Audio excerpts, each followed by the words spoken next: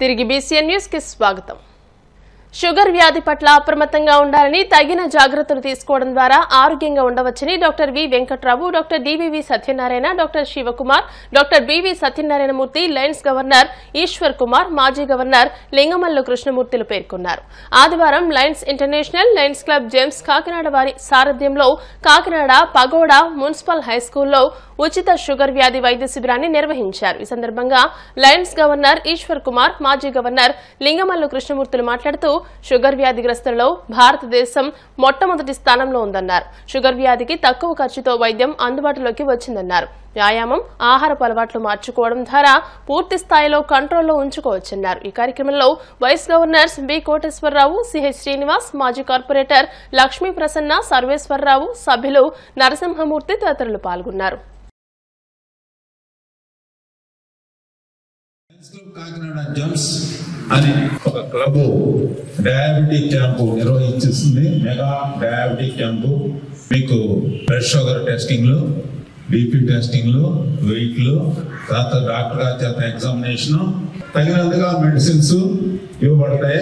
దయచేసి మీరందరూ సహకరించండి. ఈ యొక్క సర్వీసెస్ చక్కగా వినియోగించుకోండి. పాత్రలుగా చేయడం మనకు చాలా సంతోషం. ఎందుకంటే మన డయాబెటీస్ అనేది life style disease. Life style disease ని మనం ఎక్సర్సైజ్ చేసినట్లయితే దుష్ప్రభావాలు చాలా ఎక్కువ ఉన్నాయి. ముఖ్యంగా డయాబెటిక్ కాంప్లికేషన్స్ అనేవి చాలా కాస్ట్లీ ట్రీట్మెంట్. ఈ డయాబెటీస్ ని మొదట్లో మనం ఐడెంటిఫై చేసి ఇమీడియట్ గా ట్రీట్మెంట్ చేసినట్లయితే దాన్ని మనం అదుపులో ఉంచుకొని డయాబెటిక్ కాంప్లికేషన్స్ అనేవి చాలా ప్రివెంట్ చేసుకోవచ్చు. జాగ్రత్తగా మొదటి నుంచి కూడా ఎర్లీగా డిటెక్ట్ చేయాలి. ఎర్లీగా డిటెక్ట్ చేయాలంటే ముందుగా ప్రతి ఒక్కరు కూడా blood sugar levels, fasting blood sugar level, post branded భోజనం చేసిన తర్వాత 1.5-2 గంటల మధ్యలో చేయించుకున్న తర్వాత HbA1c అనేది 3వ టెస్ట్ ఉంటుంది. ఈ టెస్ట్లకి కూడా చేయించుకుంటే మనం వెంటనే కనిపెట్టి ఇమీడియట్ గా ట్రీట్మెంట్ మొదలెట్టినట్లయితే డయాబెటిక్ కాంప్లికేషన్స్ ప్రివెంట్ చేయగలం.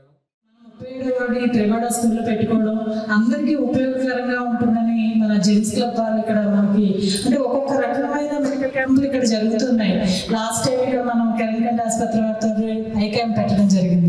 ఈ రోజు షుగర్ అలాగే బీపీ కూడా మనం ఉచితంగా మెడిసిన్స్ ఇస్తూ ఈ రోజు ఇక్కడ జెమ్స్ క్లబ్ వాళ్ళు కూడా ఇక్కడ అడిగి పెట్టుకోవడం జరుగుతుంది. మరి వారికి ప్రత్యేకంగా ధన్యవాదాలు తెలియజేస్తున్నాం జెమ్స్ క్లబ్ వారు అందరికీ కూడా. మా వారు జెమ్స్ క్లబ్ లో మెంబర్ గా ఉన్నారండి. అలాగే అందుకని ఆయనైనా నేనైనా మాకు ఇక్కడ జరగాలి అనేది ఎక్కువ కాన్సెప్ట్ కూడా ఉంది మాకు. అందుకని ఏదైనా కావాలంటే నా 36 రావాలి, 37 వాళ్ళు వీళ్ళందరికీ ఉపయోగపడాలి అనే ఆలోచనతో మేము అందరికీ ఇక్కడ మెడికల్ క్యాంప్ పెట్టడం జరుగుతుంది. అన్నమయ్య జిల్లాలోని కురబలకోట మండలం రైల్వే బ్రిడ్జ్ వద్ద బి కొత్తకోట వద్ద 2 వేర్వేరు చోట్ల ఘోర రోడ్డు ప్రమాదాలు చోటు చేసుకున్నాయి. కురబలకోట మండలం రైల్వే బ్రిడ్జ్ వద్ద ద్విచక్ర వాహనాన్ని గుర్తు తెలియని వాహనం ఢీకొట్టింది. ఈ ప్రమాదంలో ఓ యువకుడు అక్కడికక్కడే మృతి చెందాడు. మృతదేహాన్ని పోస్టుమార్టం నిమిత్తం మదనపల్లి జిల్లా ఆసుపత్రికి తరలించారు. అలాగే మరో ఘటనలో భార్య శ్రావణిని పుట్టింటి వద్ద దింపి వెళ్తుండగా ఓ వ్యక్తికి బి కొత్తకోట పట్టణం సరిహద్దులో కస్తూరిబా పాఠశాల వద్ద మరో ఘోర రోడ్డు ప్రమాదం చోటు చేసుకుంది. ఆకులవారిపల్లెకు చెందిన అజయ్ ద్విచక్ర వాహనం అదుపు తప్పి పడిపోవడంతో అక్కడికక్కడే మృతి చెందాడు. ఈ మృతదేహాలను పోస్టుమార్టం నిమిత్తం ఆయా ప్రాంతంలోని ఆసుపత్రులకు తరలించారు. గంజాయి స్మగ్లర్లు బరి తెగించారు. ఏకంగా అటవీ శాఖకు చెందిన 15 ఎకరాల భూమిలోనే గంజాయిని సాగు చేశారు. అల్లూరి సీతారామరాజు జిల్లా పెదబైలు మండలం వనభంగిలోని అటవీ భూమిలో గంజాయి సాగును పోలీసులు డ్రోన్ సాయంతో గుర్తించారు. జిల్లా ఎస్పీ అమిత్ భర్దర్ సూచనలతో రెవెన్యూ, అటవీ శాఖ పోలీసుల సమన్వయంతో గంజాయి మొక్కలను ధ్వంసం చేసి దహనం చేశారు.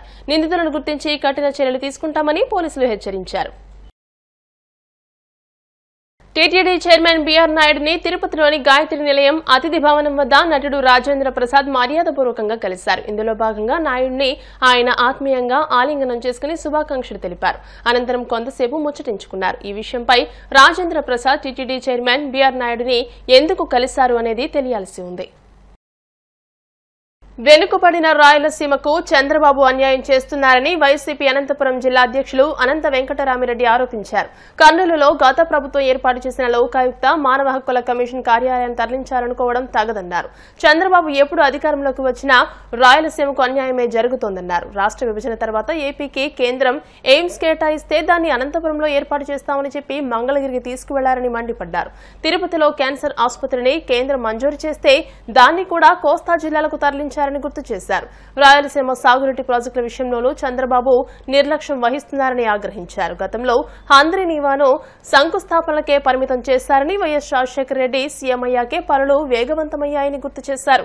చంద్రబాబు నాయుడు గారు ముఖ్యంగా సీమకు ఈ రాయలసీమ వాసి అని చెప్పుకోవడమే కానీ రాయలసీమ వాసి అని చెప్పుకొని రాజకీయంగా అతను లబ్ధి పొందిండొచ్చేమో కానీ ఈ రాయలసీమకు మాత్రం ఎప్పుడు ముఖ్యమంత్రి అయినా కూడా తీవ్రమైన అన్యాయం కూడా జరుగుతూ ఉండేది కూడా అందరూ కూడా గమనించేటారు. గతంలో కానీ ఇప్పుడు కూడా అప్పుడు వచ్చేసి శ్రీబాగ్ ఒప్పందం అని చెప్పి పెద్ద మనసులో ఒప్పందం కూడా జరిగి ఒక క్యాపిటల్ కానీ రాయలసీమకు ముఖ్యంగా, ఎందుకంటే ఆంధ్ర రాష్ట్రం ఏర్పడినప్పుడు కర్నూలు రాజధానిగా చేసుకున్నాం కాబట్టి అది తీసుకున్నాం కాబట్టి, లేకపోతే హైకోర్టు అయినా పెట్టాలని చెప్పేసి కూడా ఆ రోజు శ్రీబాగ్ ఒప్పందం కూడా చేసుకున్న విషయం కూడా అందరికీ కూడా తెలిసిన విషయమే.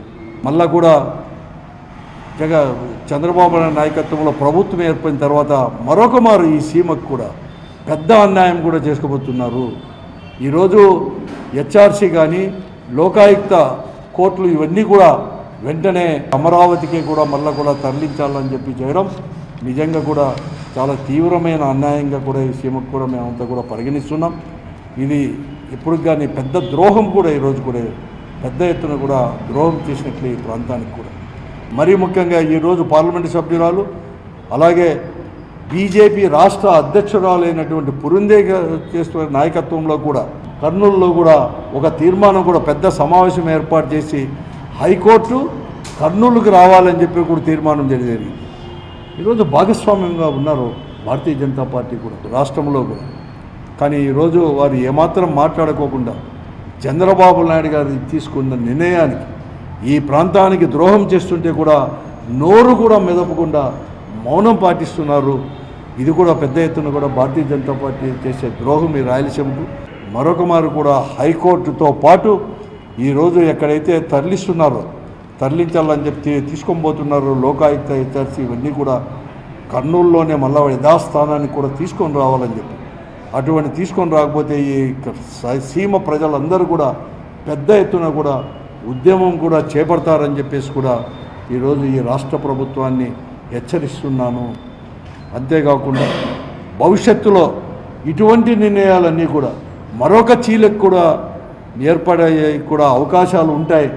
దానికి మార్గం మీరే సుగమం చేస్తున్నారని చెప్పేసి కూడా గ్రహించాలని చెప్పేసి ముఖ్యంగా చంద్రబాబు నాయుడు గారికి మేమంతా కూడా విజ్ఞప్తి చేస్తాం. చంద్రబాబు నాయుడు గారు మళ్ళీ అన్నీ అమరావతి ఒకటి అతను తెలుసుకోవాల్సింది ముఖ్యమంత్రి చంద్రబాబు నాయుడు గారు, రాష్ట్రం ఆంధ్రప్రదేశ్ అంటే కేవలం అమరావతి లేకుంటే ఒక ప్రాజెక్టు మాత్రమే కాదు. ఈరోజు కూడా తీసుకుని వచ్చేసేది కూడా పోలవరం ప్రాజెక్టు లేకపోతే రాజధాని అమరావతి మాత్రమే కాదు, అన్ని ప్రాంతాలు కూడా కలిసి ఉండేవి 13 కావచ్చు, ఈరోజు 26 జిల్లాలు కావచ్చు, అన్ని ప్రాంతాలు సమానంగా అభివృద్ధి చేసడానికి ప్రణాళిక రూపొందించి చిత్తశుద్ధితో దాన్ని అమలుపరిచినప్పుడే రాష్ట్ర సమగ్ర అభివృద్ధి అనేది కూడా జరుగుతుంది, కానీ లేకుంటే కాదు. వార్తలు ముగించే ముందు ముఖ్యాంశాలు మరోసారి. రామ్మూర్తికి తుది వీడ్కోలు పలికిన సోదరుడు చంద్రబాబు, అంత్యక్రియలు ముగియడంతో తిరుగు పయనం.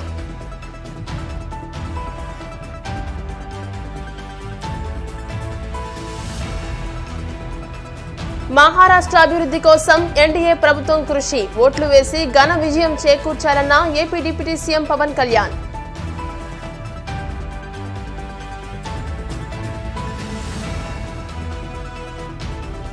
పాట్నాలోని పుష్ప 2 ట్రైలర్ లాంచ్ ఈవెంట్లో స్వల్ప ఉద్రిక్తత, ఆకతాయిలు చెప్పులు విసరడంతో లాఠీచార్జ్ చేసిన పోలీసులు.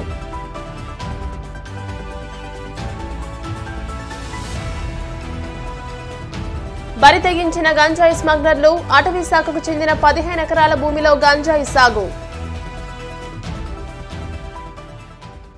ఈ వార్తలు ఇంతటితో సమాప్తం. మరిన్ని వార్తల కోసం BCN digital YouTube channel, Facebook page ని ఫాలో అవ్వండి. అప్డేటెడ్ వార్తల కోసం ప్లీజ్ సబ్స్క్రైబ్.